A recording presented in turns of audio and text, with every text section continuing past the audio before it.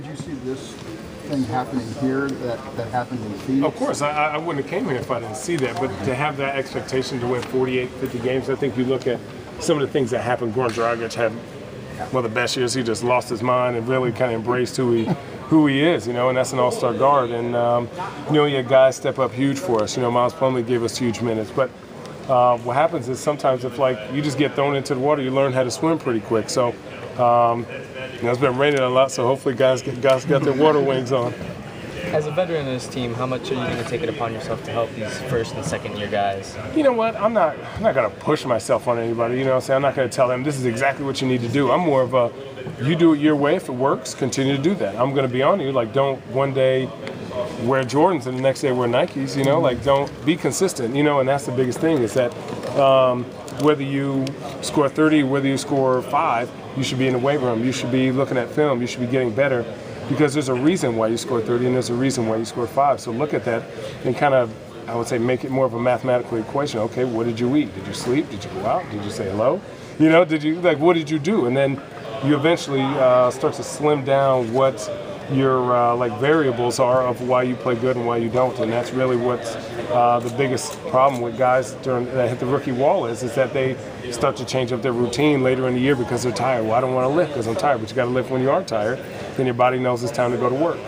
It's the first time in a long time that the newcomers outnumber the returnees right. in this place. What can you guys do to shorten that adjustment period to each other to help kind of speed up things? Well, I think he brought in guys that have played on teams before. I think for us, I know what I'm supposed to be here for. So does Willie and Luke and Ben. So it's 4 out of the 3. The other 2 are rookies, so they don't know. They don't even know what day it is.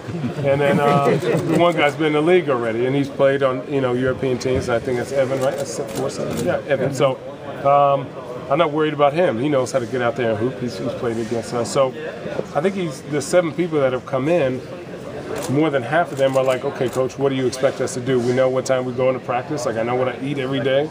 I know what I need to do. I have my routine. So the real issue is going to be us gelling, us knowing our roles, and knowing what's expected of us every day. Chen, you came to training camp 2 years ago in Phoenix, and you were told about your heart. Right. And you have some time now and some perspective. What goes through your mind going through that experience? The experience sucked. It was terrible, but in the long run, I felt like it was the best year for me. Number one, I think I looked at myself and I looked at the opportunity that I have to play basketball. I don't want to say you take things for granted, but you do, you know what I'm saying? Because no player thinks everyone, you have to go out here and play and think that you're invincible or else something as bad is going to happen. But I figured out that I live a good life, man. I come out here, I get paid to get in shape, to try and get a six-pack, and I play basketball for a living. So when you think about it like that, whether you win or lose is important, but it's not the end of the day. You know what I'm saying? I think another thing that was great for me is, my daughter was born, so it was really a chance for me to spend a lot of time with her and to really, again, put things in perspective of she doesn't care if I win or lose. You know what I'm saying? She cares if I, at the end of the day, say, hey, Daddy, are you feeling good? Yeah, I feel great, man. A little sore. I'm a little tired. The game didn't go as I planned, but I still had fun. I left it out there. So for me, just understanding how awesome of a job that we have and just coming out here every day and having fun, the work is going to come. You wouldn't have got here if you didn't work. So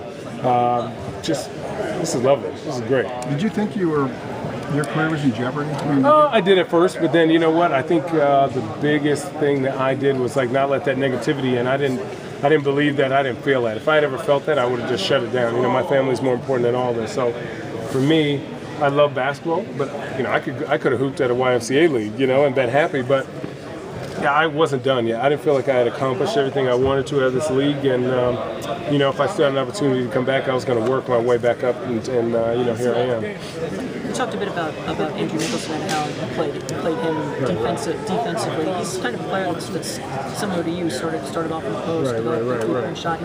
He struggled a bit last year. Right. Well, it's different. I think when somebody just says, okay, stand at the three-point line and shoot, but it's tough. You have to know when you're going to shoot, why you're going to shoot, what the right opportunity is. I think for Drew, he is one of the most skilled players I've ever been around. I think for him, he's not like me because he's twice as strong as I was during his age. He's longer arms, bigger arms, or longer arms, bigger hands, and his post work is crazy.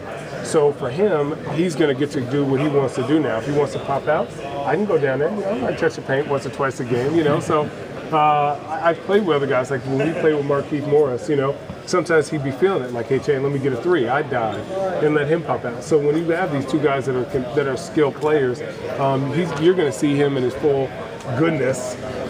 It's going to really give him opportunities to really show off everything he has. Guys or cousins, but there's an age gap there. Right. What's the dynamic then now that you guys are getting to play together? You're on the same team. How's that? He likes to score. I like to score, but I know how to get him open shots, you know, and I just tell him he don't have to work so hard all the time. I think you'll start to see his work.